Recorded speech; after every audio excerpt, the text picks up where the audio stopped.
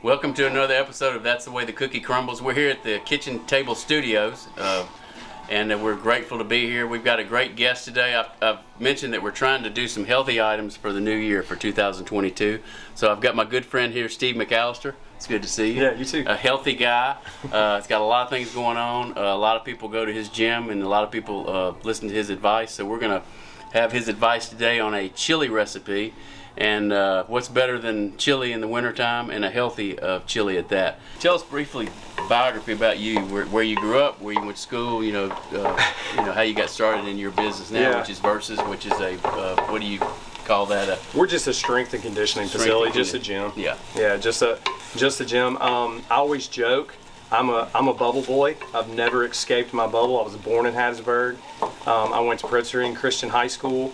I graduated there in 2000, went to Southern Miss, graduated in Southern Miss, and I was working for Travis Bolster and Jenny Bolster that own right across the street, Qdoba and Smoothie King and all that. So I started working there for them. Yeah. And honestly, that's kind of where my interest in health kind of started. Yeah. It's because you had to learn all of these ingredients and some of the fruits I'd never heard of that we put in a smoothie and stuff before, like acai. I had no clue what that stuff was. So we had to learn some, and then we also had some supplements that were coming in the door that I had no clue. So I had to start educating myself because I didn't want to feel like a complete idiot trying to speak to customers when they come to the store and I have no idea what I'm selling. Yeah. So that's kind of where it started. It wasn't like, oh man, he's got it better than everybody. Yeah. He had it rough. I mean, there were times where I remember him looking out the window at Hardy Street and just staring out at it, waiting for the next customer to come in because it's in the middle of December and we're smelling smoothies. Yeah. Those things aren't rolling out the door at that time. No, they ain't hot cocoa, yeah. No, exactly. Yeah. And I remember seeing that and just kind of going, man, like, being on your own like that, like to me, that was kind of like a thrill or a dream or a want to. Then I was working for a gym and kind of got the bug, like, I'm gonna do this thing on my own. Yeah.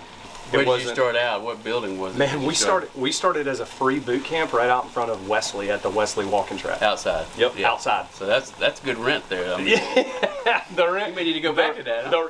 Oh my goodness, yeah. So what's the mission?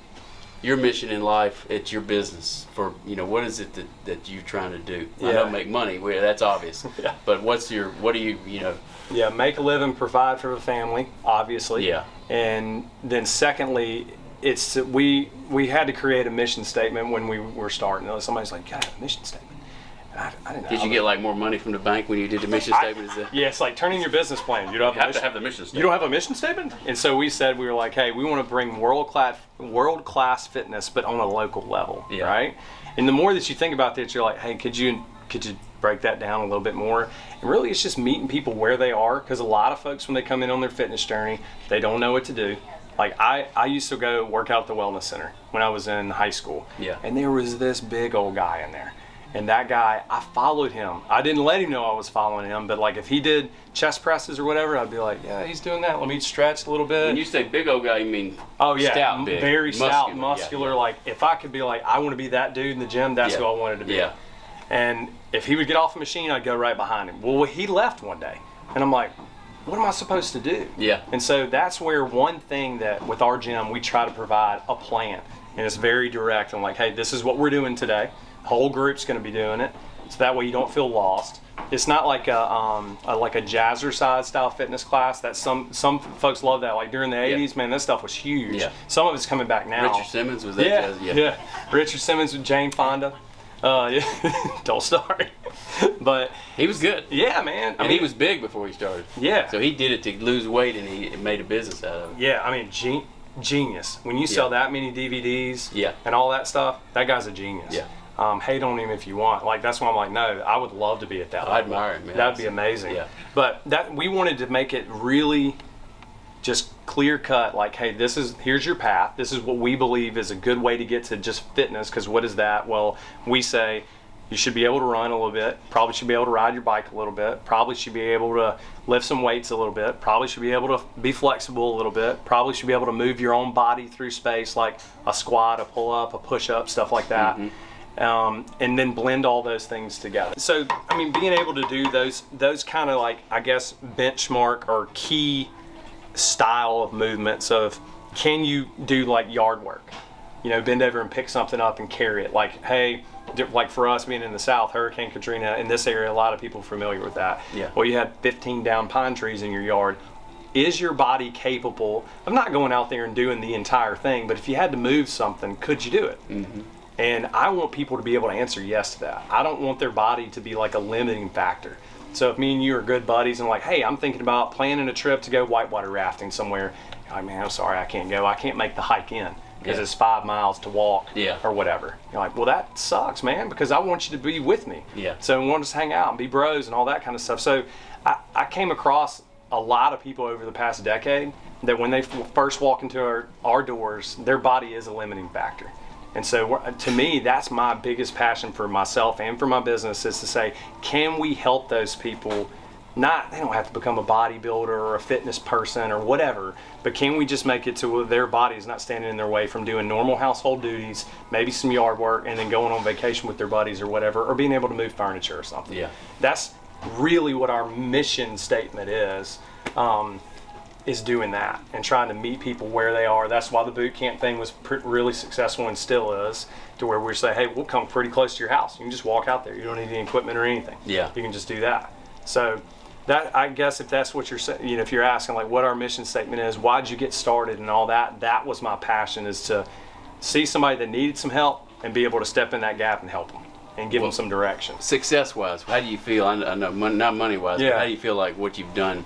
You see a long list of people that you've helped, and that when you go to work, people go, you can see them transforming in front of you. Yes, man, that gets me amped up. Yeah. Like when you get text messages from somebody that's like, hey, I've been coming for X amount of time. We do success stories every year. We have 2 this year that are going to be coming out in the next couple of weeks. We have a lady that's lost over 70 pounds. And when you read their story, it gets you fired up. For me, it gets me fired up. Some folks are like, oh yeah, it's just another one of those weight loss stories. Well, for me, I'm like, yeah, but like, they did it. But she'll live longer too. Yeah, man. And she may not want to live longer, depending on who she's living with, but she's going to live longer.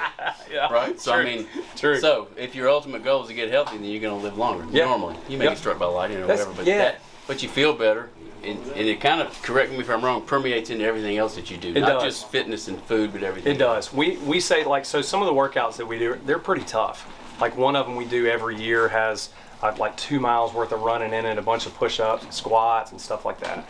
And people are like, why would you do a workout that's so hard? Well, when you push yourself with others and you're kind of in this, togetherness together, suffering through a workout that may be a little harder, that's straight out of Navy SEAL, Army Ranger, that's all their psychology. They do the exact same thing to bond people together because you work better in groups. We're not really meant to be these solo creatures out there. You look all throughout the animal kingdom, most of them hang out in packs. Yeah. Well, that's kind of what we promote, the same thing as well. Then you drive in a pack, or in a tribe is what we call it. You're in that tribe, and that tribe expects you to be able to do the same thing that they do. So it's like almost a tidal wave of people all thinking the same way, all think you should be able to do your sit-ups, your push-ups, your this, your that, your running, or whatever. Continue to push to be better. It's hard.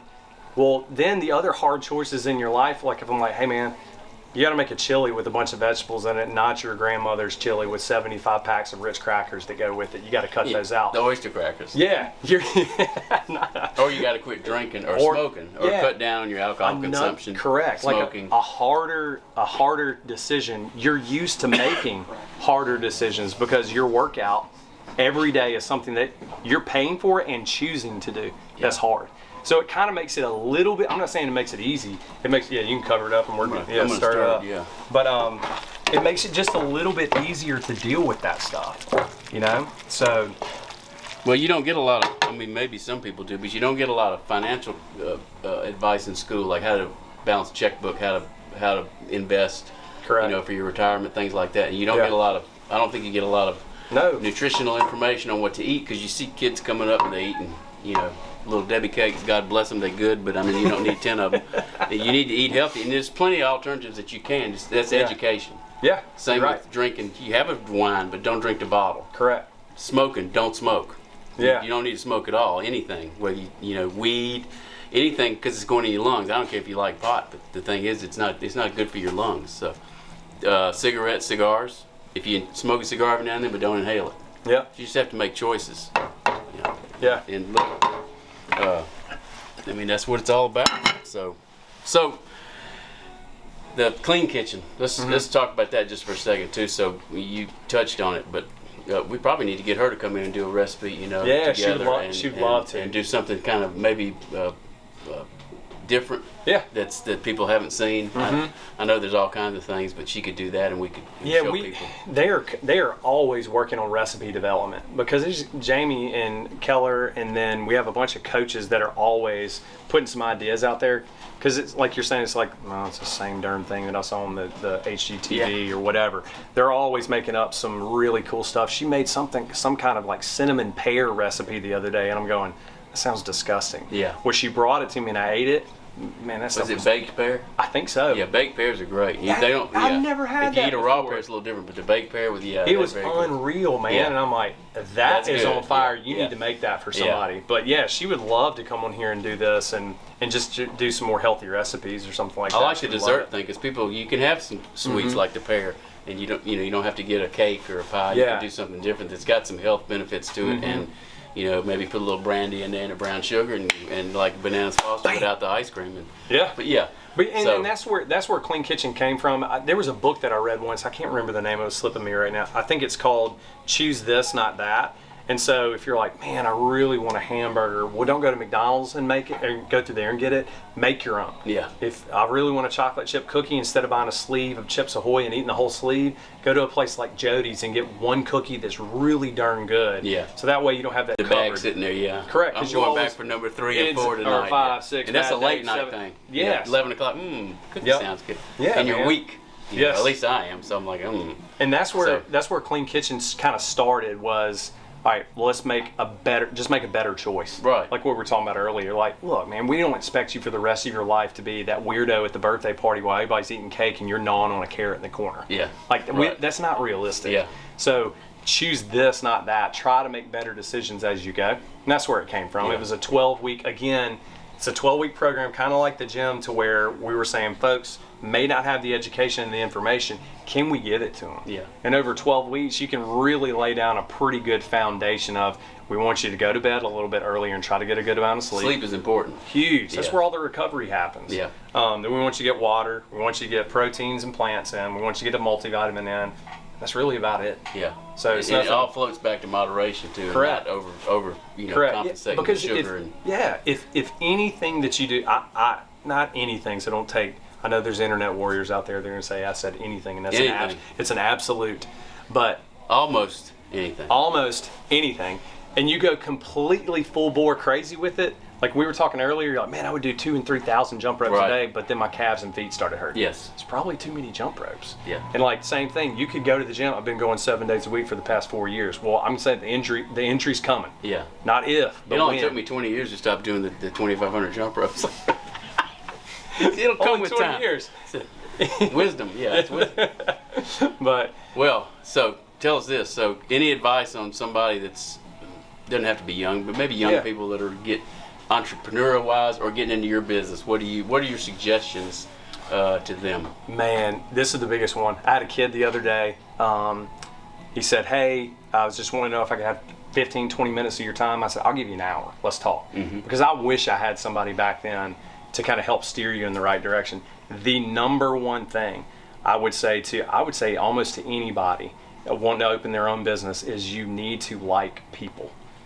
If you genuinely don't like having conversations with people, you don't enjoy other people's company, you don't enjoy just shooting the bull with a perfect stranger sitting in a line at Starbucks, I would highly recommend that you go find a different job. Yeah. Like the cubicle life may be for you. Right. And that's fine. Yeah. That's fine. Yeah. We need those types of people that can sit behind a desk all day and key spreadsheets and stuff like that. Like, I can't do that. That would drive me insane. Yeah. But then you know people in your life that you've met, you set them in that environment and they thrive. Right. And they can make a business run with quarterly reports and all this kind of stuff.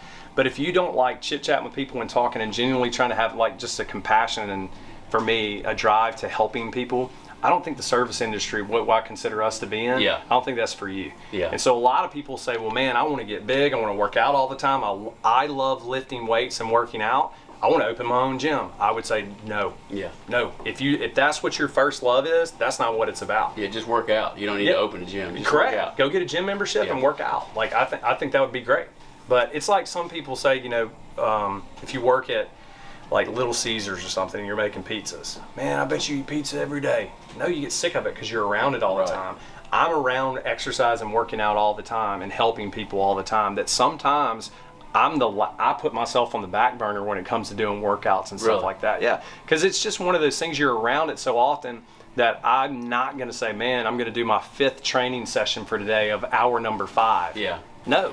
Like, I'll do 30 to 40 minutes. I'll do what the class is doing. Do you get tired?